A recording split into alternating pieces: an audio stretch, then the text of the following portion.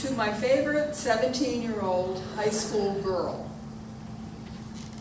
Do you realize that if you had started building the Parthenon on the day you were born, you would be all done in only one more year?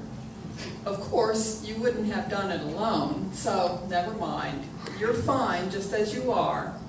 You are loved simply for being yourself.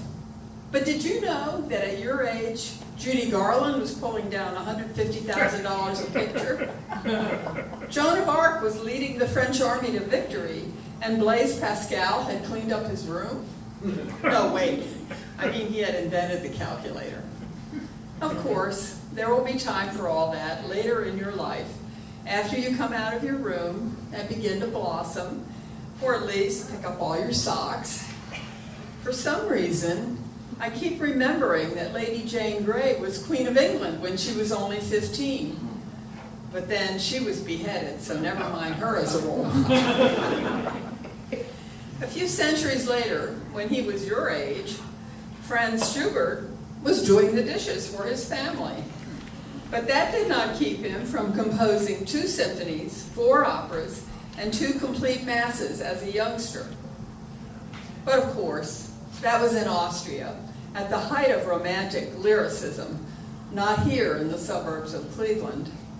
Frankly, who cares if Annie Oakley was a crack shot at 15, or if Maria Callas debuted as Tosca at 17? We think you are special by just being you, playing with your food and staring into space. By the way, I lied about Schubert doing the dishes, but that doesn't mean he never helped out around the house.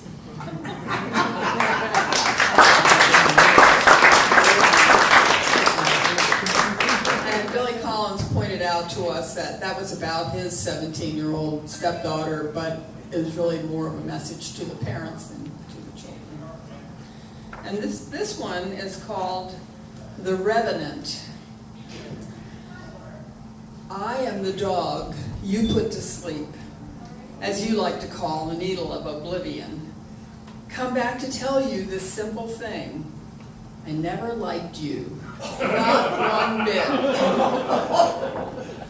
When I licked your face, I thought of biting off your nose. When I watched you toweling yourself dry, I wanted to leap and unman you with a snap. I resented the way you moved, your lack of animal grace, the way you would sit in a chair to eat, a napkin on your lap, knife in your hand.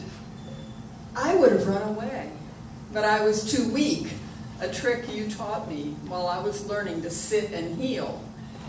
And greatest of insults, shake hands without a hand. I admit the sight of the leash would excite me, but only because it meant I was about to smell things you had never touched.